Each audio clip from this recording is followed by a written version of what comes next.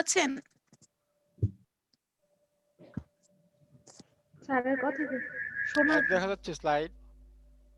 জি sir. আচ্ছা, আমরা যেখানে গত ক্লাসটা আসলে মিস করেছি, আমরা করতে পারি নাই, কন্টিনিউ করতে পারি নাই।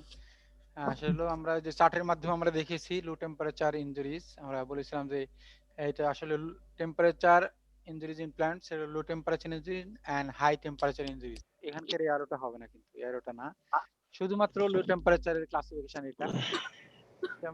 লো টেম্পারেচারকে আমরা দুই ভাগে ভাগ করেছিলাম, একটা চিলিং ইনজুরি, একটা ফ্রিজিং ইনজুরি। চিলিং ইনজুরি হচ্ছে 0 হতে 20 ডিগ্রি সেন্টিগ্রেডের মধ্যে যে ইনজুরি হয়, সেটা হচ্ছে চিলিং ইনজুরি। সেটা আবার দুইভাবে ভাগ করা ছিল, আমরা বলেছিলাম একটা হলো ডাইরেক্ট চিলিং ইনজুরি, সেটা less than 10 degree centigrade temperature যদি ইনজুরি হয়, লেস দ্যান 10 হতে 0 পর্যন্ত যদি হয়, সেটা হচ্ছে ডাইরেক্ট চিলিং ইনজুরি। আর ইনডাইরেক্ট চিলিং ইনজুরি হচ্ছে 10 হতে লেস দ্যান 20 ডিগ্রি, অর্থাৎ 10 থেকে 20 পর্যন্ত হতে পারে, এর মধ্যে যে ইনজুরি হয় সেটা হচ্ছে indirect chilling injury. Direct chilling injury আমরা বলছিলাম ফার্স্ট টাইপ ইনজুরি, আর হলো second type injury. First type injury হলো একদিন বা কয়েক ঘন্টায় গাছের সেলগুলো নষ্ট হয়ে যেতে পারে, আর সেকেন্ড টাইপ ইনজুরি হলো উইদিন এ উইক বা কয়েকদিন থেকে উইদিন এ উইকে যদি ইনজুরি দেখা যায়, সেটা হলো সেকেন্ড টাইম ইনজুরি। আর ইনডাইরেক্ট চিলিং ইনজুরি সেটি হচ্ছে উইকস বা উইকস এর বেশিও লাগতে পারে, সেটা হচ্ছে ইনডাইরেক্ট চিলিং ইনজুরি। সেটা হলো 10 থেকে 20 ডিগ্রি সেন্টিগ্রেড টেম্পারেচারে ঘটে। এবং এই ইনডাইরেক্ট চিলিং ইনজুরি হচ্ছে আমরা বলেছিলাম starvation, respiratory upset, protein breakdown এবং প্রোডাকশন অফ টক্সিক সাবস্টেন্সেস। তো আজকে হচ্ছে আমরা বিভিন্ন একটু কথা বলবো। ইনডাইরেক্ট চিলিং ইনজুরি হলো slow chilling injury is much more common than cold shock, অর্থাৎ আস্তে আস্তে ইনজুরিটা ঘটে। উইকস রিকোয়ার্স ডেজ আর উইকস, কয়েকদিন বা কয়েক সপ্তাহ of exposure to the temperature stage before producing injury. অর্থাৎ এই ইনডাইরেক্ট চিলিং ইনজুরি, গাছের মধ্যে এই ধরনের ইনজুরি হতে কয়েক সপ্তাহ লেগে যেতে পারে, কয়েকদিন থেকে কয়েক সপ্তাহ, এক সপ্তাহ 2 সপ্তাহ লেগে যেতে পারে। Indirect chilling injury is due to a gradual metabolic upset, বিপাক প্রক্রিয়ায় ব্যাঘাত সৃষ্টি হয় ইনডাইরেক্ট চিলিং ইনজুরির কারণে। এবং এই ধরনের chilling injury, indirect chilling injury হচ্ছে চারটে আমরা বলেছিলাম। তার প্রথম হচ্ছে স্টারভেশন। স্টারভেশনটা কি? State of extreme hunger resulting from lack of essential nutrient over a prolong period. গাছ স্যার, উপাদান, হ্যাঁ তো সাউন্ড অনেক কম শোনা যাচ্ছে। এখন শোনা যায়? জি স্যার। তাহলে state of extreme hunger resulting from lack of essential nutrient over a prolong period, দীর্ঘ সময় যদি গাছ খাদ্য খাদ্য তার পুষ্টি উপাদান যদি গ্রহণ করতে না পারে, পুষ্টি উপাদানের গ্রহণ যদি বাধাগ্রস্ত হয়, তাহলে এই স্টারভেশন হয়। অথবা যে পরিমাণ ফটোসিনথেসিস প্রক্রিয়া যে খাদ্য উৎপন্ন হয়, তার চেয়ে যদি রেসপিরেশন বেশি হয়ে যায়, ফটোসিনথেসিসের যে রেট তার চেয়ে রেসপিরেশন বেশি হয়ে যায়, যার ফলে গাছে খাদ্যাভাবে ভোগে। অর্থাৎ এই স্টারভেশনে গাছ যখন থাকে, এই টেম্পারেচার কম হওয়ার কারণে গাছের মধ্যে যে ফটোসিনথেসিস প্রক্রিয়ায়, সেই প্রক্রিয়াটায় ব্যাঘাত সৃষ্টি হয়। কি কারণে হয়? থাইলাকয়েড মেমব্রেন ড্যামেজ, অর্থাৎ ক্লোরোপ্লাস্টের যে থাইলাকয়েড মেমব্রেন থাকে সেটি ড্যামেজ হয়ে যায়। অ্যান্ড ক্লোরোফিল ফটো অক্সিডেশন, ক্লোরোফিলের ফটো অক্সিডেশন ঘটে টেম্পারেচার কম হয়ে যাওয়ার কারণে। আলোর সাথে সংযোগ ঘটে ক্লোরোফিলের, could result in a much greater respiration rate। এই ফটো অক্সিডেশনের কারণে গাছের মধ্যে যে ফটোসিনথেসিস এমনি কমে যায়, ক্লোরোপ্লাস্টের থাইলাকয়েড মেমব্রেন যেটি, সেটি ড্যামেজ হওয়ার কারণে ক্লোরোপ্লাস্টের যেহেতু স্ট্রাকচার নষ্ট হয়ে যায়, সেই কারণে এমনিতেই ফটোসিনথেসিস প্রক্রিয়ায় কমে যায়। তার ফলে ক্লোরোফিলের সাথে ফটো অক্সিডেশন ঘটার ফলে সেখানে রেসপিরেশন প্রক্রিয়া বেড়ে যায়, যার ফলে তাহলে এমনিতে ফটোসিনথেসিস কমে যায়, তারপরে রেসপিরেশন বেড়ে যায়, যার ফলে গাছের মধ্যে খাদ্যাভাব দেখা দেয়। এছাড়া যদি সেটি নন ফটোসিনথেসাইজিং প্ল্যান্ট হয়, result from the inhibition of translocation by chilling temperature, তাপমাত্রা গাছের খাদ্য মূল থেকে তার বিভিন্ন অঙ্গে পরিবহনে বাধা সৃষ্টি হয়, যার ফলে গাছ স্টারভেশনে পড়ে, গাছের মধ্যে পুষ্টি উপাদানের অভাব পরিলক্ষিত হয়। স্টারভেশন তার হচ্ছে hunger, a state of extreme hunger resulting from lack of essential nutrient over a prolonged period. গাছের মধ্যে অত্যাবশ্যক পুষ্টি উপাদান সেটি ফটোসিনথেসিস প্রক্রিয়ায় তৈরি করতে পারে না, অথবা যদি সেটি নন ফটোসিনথেটিক প্ল্যান্ট হয় তাহলে গাছের এক স্থান থেকে অন্য স্থানে রুট থেকে সেটি গাছের বিভিন্ন অঙ্গে পরিবহনে বাধা সৃষ্টি হয়, যার ফলে গাছ স্টারভেশনে ভোগে। আমরা বলেছিলাম যে এই যে ক্লোরোপ্লাস্ট যদি গঠন হয় এটি বলা হচ্ছে থাইলাকয়েড। এই থাইলাকয়েডের স্ট্রাকচারটা এখানে যদি নষ্ট হয়ে যায়, যার ফলে গাছের কিন্তু ওই ফটোসিনথেসিস প্রক্রিয়ায় ব্যাঘাত সৃষ্টি হয়। তারপরে প্রোটিন ব্রেকডাউন, লো টেম্পারেচারের কারণে protein may break down, protein may break without an equally rapid synthesis. অর্থাৎ একদিকে যেমন প্রোটিন সিনথেসিসে বাধাপ্রাপ্ত হয় লো টেম্পারেচারের কারণে, অন্যদিকে প্রোটিন ভেঙে যায়, যার ফলে গাছের মধ্যে প্রোটিনের ডেফিসিয়েন্সি হয়, অথবা প্রোটিন ভেঙে যাওয়ার কারণে কিছু টক্সিক সাবস্টেন্স উৎপন্ন হয় হাইড্রোলাইসিসের ফলে, প্রোটিনের হাইড্রোলাইসিসের ফলে টক্সিক প্রোডাক্ট তৈরি হয়। তাহলে একদিকে হচ্ছে প্রোটিন ভেঙে যায়, আর অন্যদিকে প্রোটিন ভেঙে যাওয়ার কারণে গাছের মধ্যে টক্সিক সাবস্টেন্স উৎপন্ন হতে পারে। প্রোটিন ব্রেকডাউন, যা হচ্ছে প্রোটিন ব্রেকডাউন। তারপর হলো রেসপিরেটরি আপসেট। আমরা বলেছিলাম আগে যে রেসপিরেশন রেট বেড়ে যায় গাছের মধ্যে লো টেম্পারেচারের কারণে। একটা উদাহরণ দেওয়া আছে, একটা ফলের উদাহরণ দেওয়া আছে। For example, the respiration rate of cucumber fruit, শশার, আমরা যে শশা খাই সেই শশার টেম্পারেচার রেসপিরেশন বেড়ে যায় 19.2 ডিগ্রি সেন্টিগ্রেড টেম্পারেচার যদি হয়, ফলের যখন ফল যেখানে রাখা হয় সেখানে তাপমাত্রা যদি 19.2 ডিগ্রি সেন্টিগ্রেড হয়, তাহলে এই ফলের মধ্যে রেসপিরেশন সর্বোচ্চ পর্যায়ে পৌঁছায়। তাহলে শশার ফলের রেসপিরেশনের মাত্রা বেড়ে যায় 19.2 ডিগ্রি সেন্টিগ্রেড তাপমাত্রায়। A possible cause of the respiratory rise in fruit acid with chilling injury is an increased production of ethylene। অর্থাৎ চিলিং ইঞ্জারির কারণে গাছের মধ্যে ইথাইলিন তৈরি হয়, ইথাইলিন নাও কেমিক্যাল উৎপন্ন হয়, which is known to stimulate respiration, যেটি স্টিমুলেট করে রেসপিরেশন। অর্থাৎ ফলের মধ্যে বা গাছের মধ্যে ফলের মধ্যে ইথাইলিন প্রোডাকশন হয় লো টেম্পারেচারের কারণে। যদি আমরা শশা রেখে দেওয়া হয় নিম্ন তাপমাত্রায়, তার মধ্যে ইথাইলিন প্রোডাকশন হয়। এই ইথাইলিন কি করে, সেটি হলো রেসপিরেশনের মাত্রাটাকে বাড়িয়ে দেয়। For example, when citrus fruits are chilled by temperature regime of 20 degree by 5 degree day night, the ethylene in the fruit increases as much as 20 to 25 times। তাহলে শশা সাইট্রাস ফ্রুটস লেবু জাতীয় ফল কে যদি দিনের তাপমাত্রা 20 ডিগ্রি, রাতের তাপমাত্রা যদি 5 ডিগ্রি, এরকম যদি একটা ভেরিয়েশন তাপমাত্রা যদি ইনভার্সন হয়, ব্যাপক পার্থক্য যদি রেখে দেওয়া হয়, তাহলে ethylene production in citrus fruit increases as much as 20 to 25 Times. অর্থাৎ 20 হতে 25 গুণ পরিমাণ ইথাইলিন প্রোডাকশন বেড়ে যায় এই সাইট্রাস ফ্রুটে, যার ফলে এর মধ্যে কিন্তু এই ইথাইলিন প্রোডাকশন বাড়লে এর মধ্যে কিন্তু রেসপিরেশন বেড়ে যায়। তাহলে এখানে কিন্তু রেসপিরেটরি আপসেট ঘটে। অর্থাৎ লো তাপমাত্রায় যদি গাছ বা গাছের অঙ্গ অথবা ফলকে যদি রেখে দেওয়া হয়, সেক্ষেত্রে দেখা যায় যে রেসপিরেশন বেড়ে যায়। কারণ হচ্ছে ফলের মধ্যে তখন ইথাইলিন উৎপন্ন হয়, যে ইথাইলিন শসা বা সাইট্রাস ফ্রুটের রেসপিরেশন মাত্রা বাড়িয়ে দেয়। এবং এই তাপমাত্রা ভেরিয়েশন যদি অনেক বেশি হয়, দিন এবং রাতের তাপমাত্রা যেমন হচ্ছে 20 ডিগ্রি দিনের তাপমাত্রা, আর রাতের তাপমাত্রা যদি 5 ডিগ্রি সেন্টিগ্রেড নামে, তাহলে এই ethylene production in citrus fruits increases as much as 20 to 25 times, 20 থেকে 25 গুণ বেড়ে যায়। এটি হচ্ছে রেসপিরেটরি আপসেট। তারপর হচ্ছে production of toxin. Toxin production may also considerably arise at the chilling temperatures। তাহলে টক্সিন প্রোডাকশন বেড়ে যায়, অর্থাৎ গাছের মধ্যে রেসপিরেশন যদি বেড়ে যায়, এই রেসপিরেশনের ফলে যে কার্বন ডাইঅক্সাইড যে গাছের মধ্যে যদি উৎপন্ন হয়, সেটা যদি কোনোভাবে যদি গাছ থেকে বের হতে না পারে, তাহলে কিন্তু এই টক্সিন প্রোডাকশন গাছের মধ্যে বেড়ে যাবে।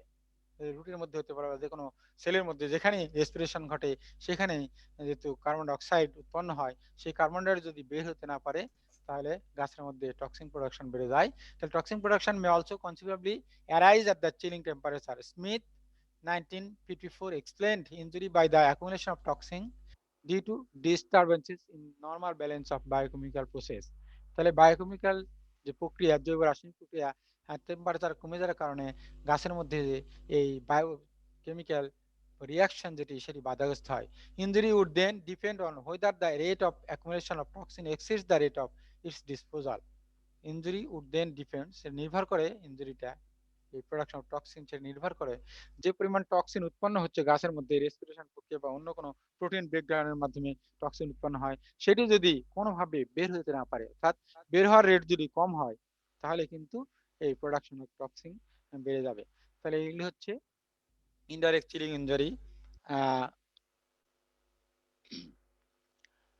Causes of chilling injury. The primary causes has been found to be the opening of the leaf stomata. অর্থাৎ লিফ স্টোমাটা যদি খোলার কারণে কি হবে, লিফ স্টোমাটা খোলার কারণে গাছ থেকে পানি বের হচ্ছে, কিন্তু when the permeability of the roots to water is low, কিন্তু এই গাছের যে মূল সেটি পানি, গাছের যে মূলের যে ভেদ্যতা সেটি কমে যাওয়ার কারণে পানি গ্রহণ করতে পারে না, কিন্তু স্টোমাটা খোলা থাকার কারণে গাছ থেকে পানি বের হয়ে যায়, যার ফলে গাছের মধ্যে কিন্তু পানির অভাব পরিলক্ষিত হয়। The leaf lost water faster than it can be replaced and they become dehydrated. তাহলে লিফ গুলো পানিগুলো লস্ট করে স্টোমাটা খোলার কারণে, কিন্তু রুট ট্রান্সফারের মাধ্যমে গাছ পানি গ্রহণ করতে পারে না, কারণ হচ্ছে permeability of the root is too low. ভেদ্যতা কমে যাওয়ার কারণে গাছ পানি নিতে পারে না, যার ফলে গাছ শুকিয়ে যায়, গাছের মধ্যে ইনজুরি দেখা দেয়। Decrease in respiration, photosynthesis and fatty acid synthesis may all contribute to the chill starvation of some plants. Decrease in respiration, কোথাও কোথাও রেসপিরেশন, কিছু কিছু ক্ষেত্রে রেসপিরেশন কমে যায়, ফটোসিনথেসিস কমে যায়, ফ্যাটি অ্যাসিড সিনথেসিস কমে যায়, এগুলো সবগুলো মিলেই still starvation of some plants, এগুলো হলো চিলিং ইনজুরি গাছের মধ্যে দেখা দেয়। এই চারটি হচ্ছে চিলিং ইনজুরি। তারপর হচ্ছে ফ্রিজিং ইনজুরি। ফ্রিজ থেকে বোঝা যাচ্ছে যে হলো পানি জমে বরফ তৈরি হয় যেখানে, সেখানে ফ্রিজিং ইনজুরি ঘটে। Freezing injury in plants can be from two sources.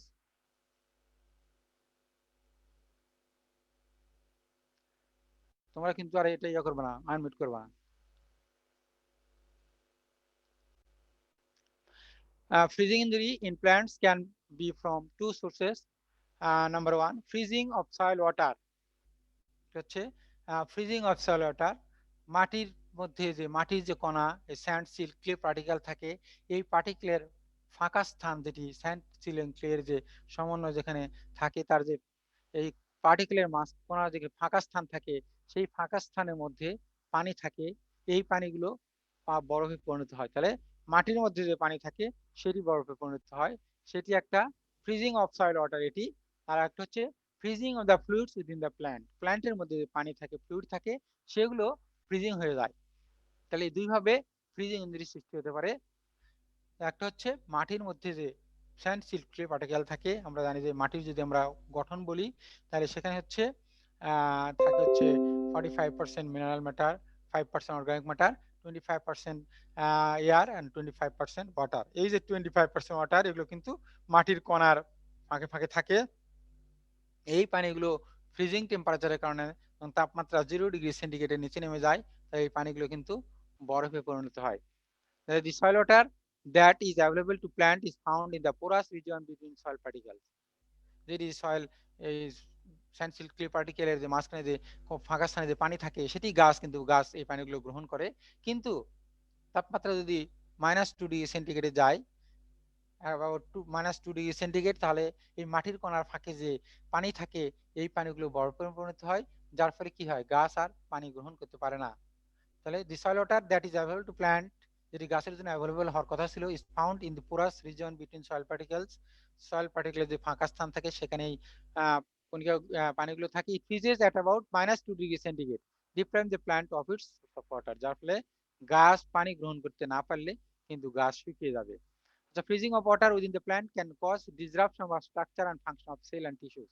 আর গাছের বিভিন্ন সেলে যে পানি থাকে, প্রোটোপ্লাজমের মধ্যে যে পানি থাকে, সেগুলো যদি বরফে পরিণত হয়, তাহলে cause disruption of structure and function of cell এবং টিস্যু ডিসরাপ্ট হয়ে যায়, নষ্ট হয়ে যায়। Ice usually forms first in the cell wall.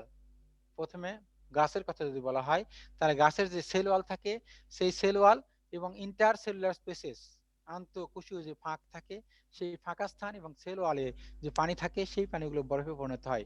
Damage occur when ice crystal grow and puncture into the cytoplasm. Damage occur when ice crystal grow, যখন ice crystal বরফের crystal জন্মে এবং এই ক্রিস্টালগুলো যখন সাইটোপ্লাজমকে নষ্ট করে ফেলে, পাংচার করে ফেলে, বাস্ট করে ফেলে সাইটোপ্লাজমকে, যার ফলে কিন্তু গাছের মধ্যে ফ্রিজিং ইনজুরি তৈরি হয়। তাহলে ফ্রিজিং ইনজুরি আমরা কয়েকটা 7টি ধরন বলেছিলাম। একটা প্রথমটা হচ্ছে ফ্রিজিং এর মধ্যে formation of ice crystal. The formation of ice crystal আমরা বললাম সেটি plant parts or whole plants may be killed or damaged as a result of actual freezing of tissue.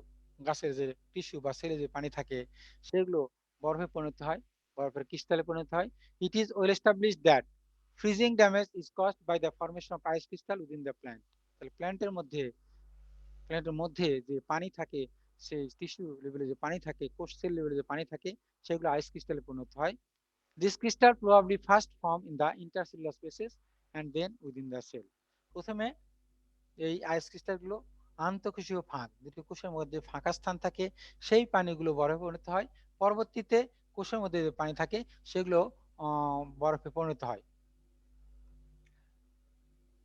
দেখা যাচ্ছে যে এই দেখো, এটি হলো যে সেল যদি হয়, এগুলো হচ্ছে আইস ক্রিস্টাল জমা হয়। এই আইস ক্রিস্টালে জমা হলে এই সেল ওয়ালে যখন চাপ প্রয়োগ করে সেল ওয়াল কিন্তু ফিরে যায়, সেল ওয়াল রাপচার্ড, পাংচার হয়ে যায়, আর সেলের মধ্যে যে সলিউবল লিকুইড যেগুলো থাকে সেগুলো কিন্তু বের হয়ে গেলে সেলটা কিন্তু মারা যায়। এবং হচ্ছে বলা হচ্ছে প্রথম হচ্ছে সেলের মধ্যে পানি থাকে, এটা হলো কোষপ্রাচীর যদি হয়, এই কোষপ্রাচীরের পানিগুলো বরফে পরিণত হয়। এটা হচ্ছে এই পানি ছিল, এই পানিগুলো পরবর্তীতে আইস ক্রিস্টালে পরিণত হয়। এই আইস ক্রিস্টালে পরিণত হলে সেল ওয়ালে আইস ফর্মেশন হয়ে যায়, যার ফলে কিন্তু গাছের মধ্যে ফ্রিজিং ইনজুরি সৃষ্টি হয়, আইস ক্রিস্টাল তৈরি হয়। তারপরে গ্লেজ ড্যামেজ।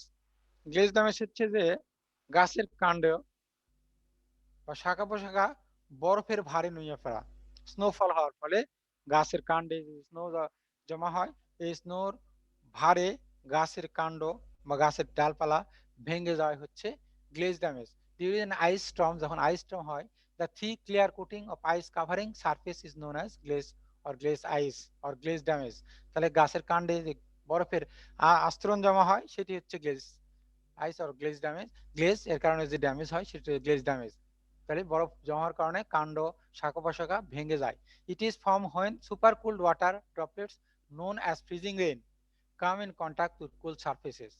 তাহলে কখন হয়, কিভাবে তৈরি হয়? Form when super cool water, অতিরিক্ত ঠান্ডা পানি, ওয়াটার ড্রপলেটস পানির কণা, নোন অ্যাজ ফ্রিজিং রেইন, যেটিকে বলা হয় ফ্রিজিং রেইন তুষার, এটি come in contact with cool surfaces, যখন ঠান্ডা পৃষ্ঠের সংস্পর্শে আসে অন দ্য গ্রাউন্ড বা অন, সেটি গাছের কাণ্ড হতে পারে, তখন এই বরফগুলো বরফ এখানে জমা হয়, এই সারফেসে জমা হয়। It is one of the most hazardous types of winter precipitation. এটি এক ধরনের মোস্ট হ্যাজার্ডাস ক্ষতিকারক উইন্টার প্রিসিপিটেশন। উইন্টার যেটি উর্ধ্বাকাশে যেটা নিচের দিকে পতিত হয় সেটা আসলে প্রেসিপিটেশন। রেইনফল একটা প্রেসিপিটেশন, স্নোফল একটা কুয়াশা, তারপরে শিশির, এগুলো সবই এক ধরনের precipitation. Surfaces coated with glaze are very slick, যে কাণ্ডে বা শাখা প্রশাখা যে বরফগুলো জমা হয় সেগুলো smooth and glossy, and the ice is heavy, আইসগুলো ভারী হয়, open causing damages to plant trees, power line হতে পারে, বিল্ডিং হতে পারে, সেগুলো ড্যামেজ তৈরি করতে পারে। আমরা যেহেতু প্ল্যান্টের কথা বলছি, যে গাছের কাণ্ড শাখা প্রশাখা এই বরফ জমা হওয়ার কারণে বরফের ভারে নুয়ে পড়ে, এটি হচ্ছে glaze damage. It can occur when relative humidity is high, কখন ঘটে? যখন আপেক্ষিক আর্দ্রতা প্রায় 100% কাছাকাছি চলে যায়, and temperature drop below freezing, and temperature যখন ফ্রিজিং পয়েন্টের নিচে নামে, হিউমিডিটি যখন বেড়ে যায়, তখন এটি তৈরি হয়। The weight of ice coating on tree limbs causes them to break off. তো গাছের কাণ্ডে যখন এই লিম্স শাখা প্রশাখা যখন এই বরফ জমা হয়, তখন এই শাখা প্রশাখাগুলো ভেঙে যায়। তাহলে এই ধরনের আইস এই গাছের যদি এই কাণ্ডে আইসগুলো জমা হয়, তাহলে এই বরফের ভারে কাণ্ডগুলো, গাছের দেখো কাণ্ডগুলো বরফের ভারে নুয়ে পড়েছে, ভেঙে গেছে, এগুলো হচ্ছে আসলে গ্লেজ ড্যামেজ। তারপর হচ্ছে ক্র্যাকিং অফ উড স্টেম। যে তাপমাত্রার পার্থক্যের কারণে গাছের যে আমাদের যে গাছ থাকে, গাছের ইনার আউটার ইনার এনভায়রনমেন্টের পার্থক্যের কারণে গাছের জাইলেম যেটি সেটি ক্র্যাক হয়, লম্বা লম্বি ফেটে যায়। র্যাপিড ড্রপ ইন টেম্পারেচার দ্রুত যদি তাপমাত্রা কমে যায়, ফ্রিজিং পয়েন্টের নিচে চলে যায়, can sometimes cause the tree xylem to crack, গাছের জাইলেম ক্র্যাক ফাটল সৃষ্টি হয় লম্বালম্বি ভাবে, ক্রিয়েটিং ভার্টিক্যাল স্প্লিটস। জাইলেম ফাটল যদি ক্র্যাক হয় তাহলে গাছ কাণ্ড বরাবর লম্বালম্বি বরাবর ফেটে যায়। The trims, this is caused from a temperature differential in the inner and outer layer of the xylem. জাইলেমের ইনার এবং আউটার লেয়ারে তাপমাত্রার পার্থক্যের কারণে xylem can split. The outer layer becomes cool. বাইরের দিকে তাপমাত্রা মাইনাস ডিগ্রি থাকার কারণে বাইরের দিকে তাপমাত্রা অনেক কম থাকে দেন দ্য ইনার লেয়ার, এবং ইনার লেয়ার তাপমাত্রা কিন্তু তখনও তত কমে যায় না, and causing the xylem to split. এই কারণে এই জাইলেমের ফাটল সৃষ্টি হয়। This is specially true of trees that already have wound or had a frost crack previously. ফ্রস্টের কারণে যদি আগে থেকেই কোনো কারণে গাছে ক্ষত সৃষ্টি হয় তাহলে কিন্তু সেই সমস্ত জায়গায় এই জাইলেম স্প্লিট আরো বেশি হয়। তাছাড়া কিন্তু এমনিতে হতে পারে। তাহলে গাছের কাণ্ড এবং গাছের তাপমাত্রা জাইলেমের ইনার এবং আউটার লেয়ারের তাপমাত্রা পার্থক্যের কারণে আউটার লেয়ার সরাসরি এই ফ্রিজিং টেম্পারেচার সংস্পর্শে আসে, কিন্তু ভিতরের দিকে তাপমাত্রা তখনও বেশি থাকে, যার ক্ষেত্রে এই তাপমাত্রার পার্থক্যের কারণে জাইলেম ক্যান স্প্লিট, জাইলেম ফেটে যায় লম্বালম্বিভাবে এবং গাছের এই ধরনের ইনজুরি সৃষ্টি হতে পারে। এটি হচ্ছে এই যে লম্বালম্বি ফাটল, গাছের কাণ্ডে লম্বালম্বি ফাটল, এটি হচ্ছে ক্র্যাকিং অফ উড স্টেম, এটা হচ্ছে কাণ্ডের ফাটল, এটি হচ্ছে ক্র্যাকিং অফ উড স্টেম। তারপর হচ্ছে ব্রেকআউট অফ ডিজিজ। হচ্ছে in Canada fungal disease called snow blight sometime attacks coniferous seedlings. Coniferous seedling এই ধরনের হয়ে যায় ফাঙ্গাসের আক্রমণের কারণে ফ্রিজিং টেম্পারেচারে growing in the nurseries while they are covered by snow। তাহলে স্নোফল হওয়ার কারণে তাহলে ফাঙ্গাল ডিজিজ হতে পারে কনিফেরাস ট্রিতে। এছাড়া কিন্তু মেজ সিডলিং এই ধরনের ফাঙ্গাল ডিজিজ তৈরি হতে পারে, সেটি হচ্ছে breakout of disease. Suffocation. Suffocation হচ্ছে যে অক্সিজেনের অভাব পরিলক্ষিত হওয়া, কিন্তু কার্বন ডাই অক্সাইড বেড়ে যাওয়া। গাছের মধ্যে রুমের মধ্যে যদি আমরা দরজা জানলা বন্ধ করে রেখে দেওয়া হয় তাহলে কিন্তু এই ধরনের সাফোকেশন হতে পারে। রুমের মধ্যে জানলা বন্ধ করে যদি হিটার ছেড়ে দেওয়া হয় তাহলে কিন্তু এই ধরনের সাফোকেশন তৈরি হয়। To kill or destroy the plants by preventing access of air or oxygen. অক্সিজেনের অভাবের কারণে গাছ মারা যেতে পারে অথবা ডেস্ট্রয় হয়ে যেতে পারে। Slow growing plants such as winter cereals and forest crop may suffer from a deficit oxygen supply when covered densely packed or encrusted snow। Snow কারণে স্লো গ্রোয়িং প্ল্যান্টস যেগুলো উইন্টার সিরিয়াল, যেগুলো শীতকালীন দানা জাতীয় অথবা ফরেস্ট ক্রপ যেগুলো, সেই ধরনের ফসলে সাফোকেশন হতে পারে যখন এই ধরনের স্লো গ্রোয়িং প্ল্যান্টগুলো যখন স্নো দ্বারা আচ্ছাদিত হয়, এনক্রাস্ট হয়ে যায়, তখন কিন্তু সাফোকেশন হতে পারে। In this case injury occurs due to internal accumulation of toxic products.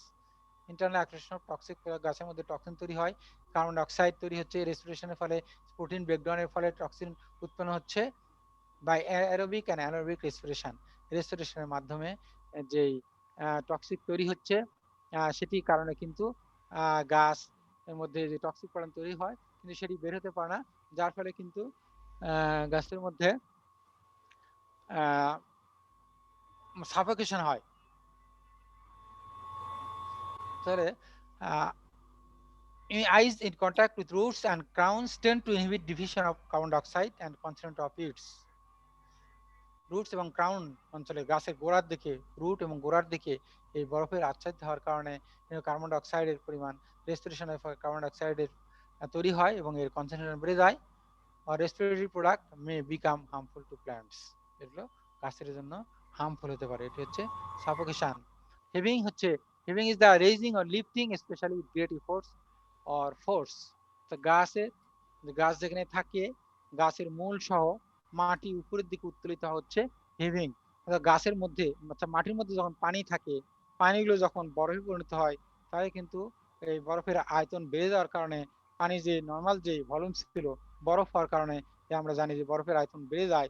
এই বেড়ে যাওয়ার কারণে মাটিতে একটা প্রেসার ক্রিয়েট হয়, যার ফলে ওই মাটিতে যদি ফসল থাকে এই ফসলের মূল সহ উপরের দিকে উঠে আসে, সেটিকে বলা হয় হেভিং। তাহলে heaving is the lifting of root especially with great effort or force। Heaving may break off roots and expose a plant's ground and remaining roots to cool temperature. Break of roots, যার ফলে গাছ যদি মাটি সহ উপরের দিকে উঠে আসে মূল সহ, তাহলে মূলগুলো ভেঙে যেতে পারে, অথবা ক্রাউন গাছের যে কলার রিজিয়ন সেটি লো টেম্পারেচারের সংস্পর্শে আসে, অ্যান্ড গাছের যদি মূল যদি মাটি থেকে বিচ্ছিন্ন হয়ে পড়ে, যার কারণে কিন্তু গাছটা শুকিয়ে যেতে পারে, পরবর্তীতে মারা যেতে পারে। Injury to plant is caused by the soil layer lifting upward, যে গাছের কাণ্ড গাছের মূল সহ মাটিটা উপরের দিকে আপলিফটিং হয়, উপরের দিকে চলে আসে নর্মাল পজিশন থেকে, কজিং রুটস টু লুজেন, তাহলে মূলটা মাটি থেকে আলগা হয়ে যায়, অর ব্রেক, তবে মূলটা ভেঙে যেতে পারে।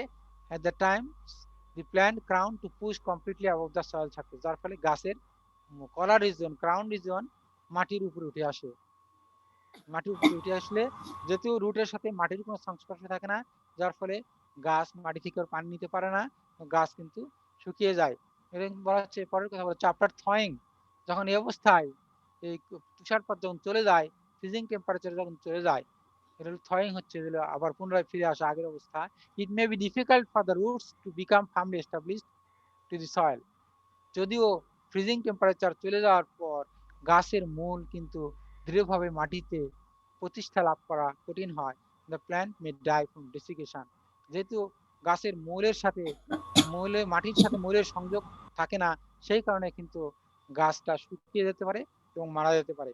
এটি হচ্ছে হেভিং। হেভিং হচ্ছে তাহলে গাছের মূল সহ মাটির উপরে আপলিফট হওয়া, উপরে উত্তোলিত হওয়া, এটা হচ্ছে হেভিং হয়ে গাছ পড়ে গেছে, তারপরে এই গাছের মূল সহ মাটিতে উপরে চলে এসেছে। অথবা যদি আমরা এই ছবিটা দেখি, গমের সিডলিং অথবা মেজ হুইট সিডলিং, দেখো মাটি থেকে উপরে এসে উপরে পড়ে আছে, এগুলো আপলিফট হয়ে গেছে মাটির স্নোফলের কারণে, মাটির মধ্যে স্নো তৈরি হওয়ার কারণে, বরফ তৈরি হওয়ার কারণে, মাটির ভলিউম বেড়ে যাওয়ার কারণে মাটি তার উপরের দিকে নর্মাল পজিশন থেকে আরো উপরের দিকে চলে আসছে, যার ফলে গাছের মূল সহ মাটি থেকে বিচ্ছিন্ন হয়ে যেতে পারে। সেটি হচ্ছে heaving. Desiccation and winter killing. Desiccation হচ্ছে গাছ শুকিয়ে যাওয়া। Relatively high winter transpiration rates in evergreens during a period when absorption water can proceed only at a relatively slow rate.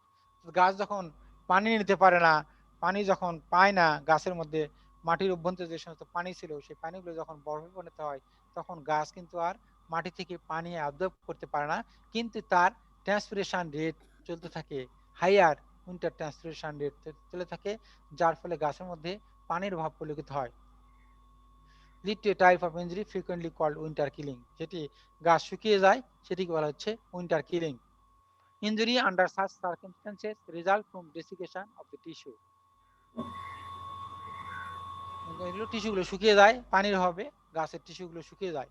If environmental conditions favoring high transpiration rates intervene before the root system can be securely restored in the soil, গাছের মূল মাটিতে প্রতিষ্ঠা লাভ করে হিভির কারণে, হিভিং এর কারণে মাটির মূলটা, গাছের মূলটা উপরে উঠে চলে আসছে, কিন্তু তার মধ্যে ট্রান্সপিরেশন চলতেছে, যার ফলে গাছগুলো শুকিয়ে যাবে। The plant may be so severely desiccated that death, এই কারণে গাছ শুকিয়ে মারা যেতে পারে। গাছের এমন হতে পারে গাছ মাটি থেকে পানি নিতে পারছে না, অথবা গাছের মূল সহ হিভিং হওয়ার কারণে, গাছের মূল মাটি থেকে মাটির উপরে উঠে আসার কারণে, মাটির সাথে সংযোগ না থাকার কারণে গাছের মধ্যে রেসপিরেশন চলে, ট্রান্সপিরেশন চলে, কিন্তু গাছ পানি গ্রহণ করতে পারে না, যার ফলে গাছের মধ্যে পানির অভাব পরিলক্ষিত হয়, একেবারে গাছ শুকিয়ে যায়, এটি গাছ মারা যেতে পারে। This is often a serious source of injury to winter wheat. Winter হুইটে এই ধরনের ওপেন উইন্টার হুইটে এই ধরনের ইনজুরি, ডেসিকেশন, উইন্টার কিলিং দেখা যায়। হুইট কিন্তু মারা যায় এই ফ্রিজিং টেম্পারেচারের কারণে। Desiccation drying out the plant most severe on expose side, কোথায় ডেসিকেশন বেশি হয়?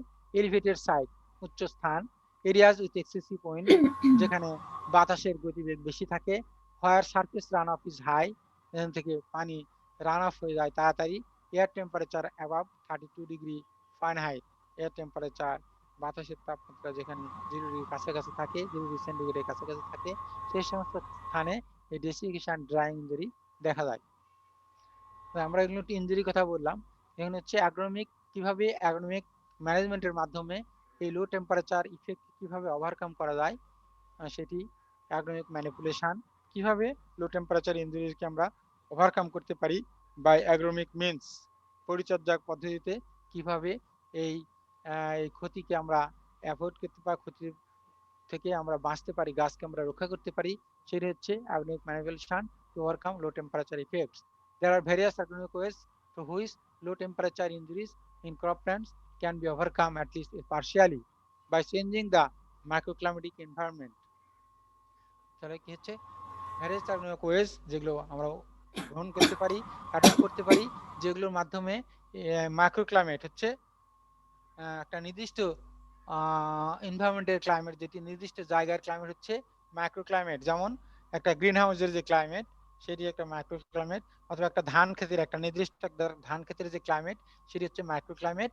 আর একটা দেশের জলবায়ুর কথা যদি বলা হয় সেটি হচ্ছে ম্যাক্রো ক্লাইমেট। একটা দেশের, একটা গ্রামের বা একটা অঞ্চলের যে জলবায়ু সেটি হচ্ছে ম্যাক্রো ক্লাইমেট। আর মাইক্রো ক্লাইমেট হলো একটা ছোট্ট পরিসরের জলবায়ু, যেটিকে আমরা ইচ্ছা করলে চেঞ্জ করতে পারি, এটা হচ্ছে মাইক্রো ক্লাইমেটিক এনভায়রনমেন্ট। একটা ধান ক্ষেতের যে আবহাওয়া বা একটা গ্রিন হাউসের যে পরিবেশ সেটা হচ্ছে মাইক্রো ক্লাইমেট। তাহলে বিভিন্ন অ্যাগ্রোনমিক ম্যানিপুলেশনের মাধ্যমে, অ্যাগ্রোনমিক মিনসের মাধ্যমে আমরা মাইক্রো ক্লাইমেটকে কিছুটা চেঞ্জ করে তাপমাত্রা বাড়িয়ে আমরা কিন্তু এই লো টেম্পারেচার ইনজুরি থেকে গাছকে রক্ষা করতে পারি। তাছাড়া আমাদের আরো কিছু অ্যাগ্রোনমিক মিনস আছে যেখানে আমরা কথা বলবো। প্রথম হচ্ছে প্ল্যান্ট সিলেকশন। এমন ধরনের প্ল্যান্ট সিলেকশন করতে হবে ফার্স্ট কোল্ড করতে পারে, ফার্স্ট টলারেট করতে পারে, অথবা cold tolerant variety should be selected. First আর cold tolerant variety should be selected. যদি এই ধরনের ভ্যারাইটি থেকে থাকে সেগুলো আমাদের সিলেকশন করতে হবে, যাতে করে ফ্রিজিং টেম্পারেচারে তারা টিকে থাকতে পারে ইফ পসিবল, যদি সম্ভব হয়। There are specific tomato varieties bred for cold hardiness which will tolerate conditions at or below 55 degree Fahrenheit. টমেটোর কিছু ভ্যারাইটি আছে যেগুলো 13 ডিগ্রি বা তার নিচে তাপমাত্রা সহ্য করতে পারে। These tomatoes set fruit on not only on in cooler temperature but also reach maturity in the shorter number of days. এই ধরনের টমেটো ভ্যারাইটি শুধু যে কুলার টেম্পারেচারে হয় তা না, তাদের লাইফ সাইকেলও অনেক কম, তারা তাড়াতাড়ি ম্যাচুরিটি পর্যায়ে পৌঁছে যায়, অ্যারাউন্ড 50 to 70 days, অর্থাৎ 50 থেকে 70 দিনে এরা ম্যাচুর হয়, অর্থাৎ ফ্রিজিং টেম্পারেচারের আসার আগেই এরা ম্যাচুর হয়ে যেতে পারে। One of the most popular tomato variety is early girl. Early girl এমন একটা ভ্যারাইটি যেটি 13 ডিগ্রি সেন্টিগ্রেড তাপমাত্রার নিচে হয়, আবার এটি তাড়াতাড়ি পরিপক্ক হয়, তাড়াতাড়ি ফ্রুট সেটিং হয়, ফ্রুট ম্যাচুরিটি হয় within 70 days। But there are many different cold hardy varieties to choose from. এছাড়াও অনেক টমেটো ভ্যারাইটি আছে, এগুলো some example of hybrid tomatoes for cool climate আর সেলিব্রিটি। সেলিব্রিটি একটা tomato variety, golden nugget, husky gold, orange pixie, বিভিন্ন ধরনের tomato variety যেগুলো cold তাপমাত্রায় খাপ খাইতে পারে, টিকতে পারে, সেই ধরনের ভ্যারাইটি সিলেক্ট করতে হবে। তাহলে আমাদের এখানে কথা হচ্ছে এমন ধরনের প্ল্যান্ট সিলেকশন করতে হবে যারা লো টেম্পারেচারে তারা হার্ডিনেস তারা প্রতিরোধ করতে পারে, টিকে থাকতে পারে। তারপর হচ্ছে site selection. The land selected to grow a frost sensitive crop should have an adequate freeze period. তাহলে এমন ধরনের সাইট সিলেকশন করতে হবে যেখানে অ্যাডিকুয়েট ফ্রিজ পিরিয়ড থাকে, অর্থাৎ ওই ফসল ফ্রিজ ওই যে জায়গা আমরা সিলেক্ট করবো সেই জায়গায় ফ্রিজ যাতে বরফ জন্মাতে তৈরি হতে না পারে সেই ধরনের জায়গা আমাদের নির্বাচন করতে হবে। আর high risk of avoid low lying fields, যেগুলো লো টেম্পারেচার বা ফ্রিজিং টেম্পারেচার সহ্য করতে পারে না সেই সমস্ত ফসলের ক্ষেত্রে avoid low lying fields. Low lying slope যেখানে নিচু জায়গা সেখানে কিন্তু ঠান্ডা গিয়ে ট্র্যাপ হয়, ঠান্ডাগুলো জমা হয়, সেই কারণে সেই ধরনের লো লাইং ফিল্ড অ্যাভয়েড করতে হবে। Protective shelter belts properly located can create a more favorable climate. যদি শেল্টার বেল্ট থাকে যেখানে আচ্ছাদন থাকবে যার মাধ্যমে ফ্রিজ ঠান্ডা বাতাস সেখানে প্রবেশ করতে পারবে না, সেই ধরনের প্রোটেক্টিভ শেল্টার বেল্ট যদি থাকে, যে বাধাপ্রাপ্ত হয় ফ্রিজ স্নোফল যেতে পারবে না, সেই সমস্ত জায়গা চুজ করা যেতে পারে। তারপর হচ্ছে coastal area frequently experience land Bridges at nice. Coastal area যেখানে সেখানে কিন্তু ল্যান্ড ব্রিজেস হচ্ছে ভূমির যে বাতাস, যে দিনের বেলা যদি সূর্যালোকের কারণে উত্তপ্ত হয় সেই বাতাসটা কিন্তু সমুদ্রের দিকে প্রবাহিত হয়, সেগুলো কোস্টাল এরিয়া। তাহলে সমুদ্র উপকূলে coastal area frequently experience land Bridges, তাহলে ভূখণ্ডে যে বাতাস সেটি সমুদ্রে উপকূলের দিকে প্রবাহিত হয় at night, which helps prevent frost, যেটি ফ্রস্ট জন্মাতে প্রতিরোধ করে। নাইটের ক্ষেত্রে নাইটে ফ্রস্ট প্রিভেন্ট করতে সহায়তা করে। সমুদ্র উপকূলে দিনের দিকে যে দিনের বেলা যে হিট অ্যাবজর্ব করে সেই হিট সহ যে বাতাস সেটি সমুদ্রের দিকে প্রবাহিত হয়, সেই গরম বাতাসের কারণে ফ্রস্ট প্রিভেন্ট করতে পারে।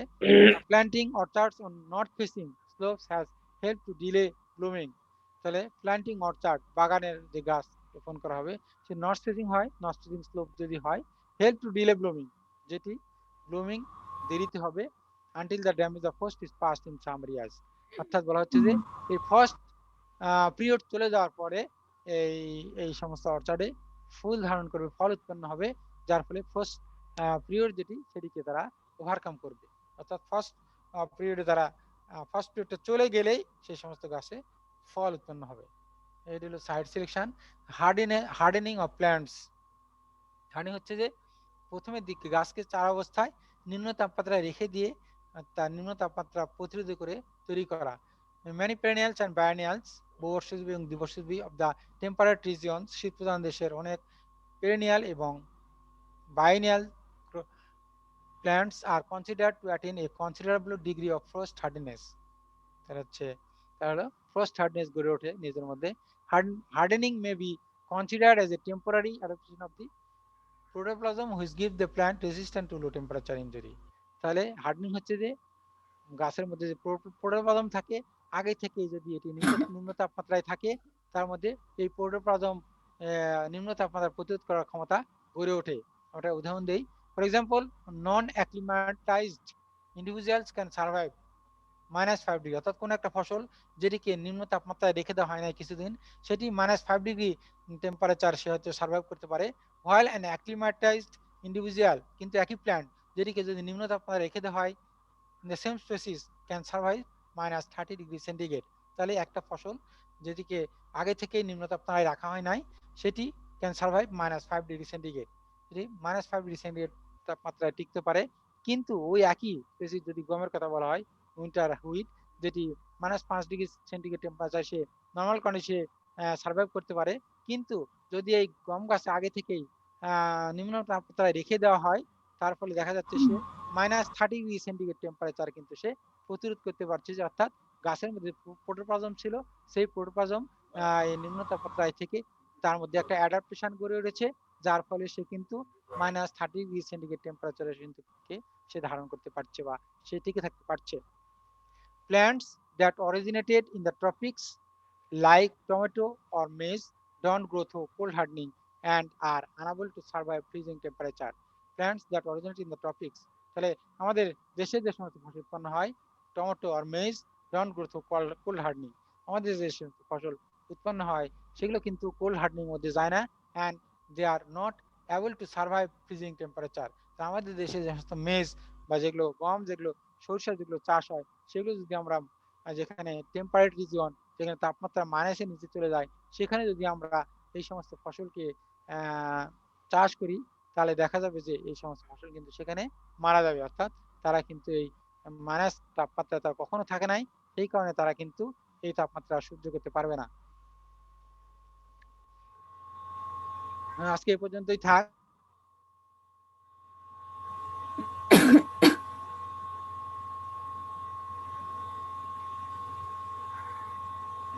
जी सर।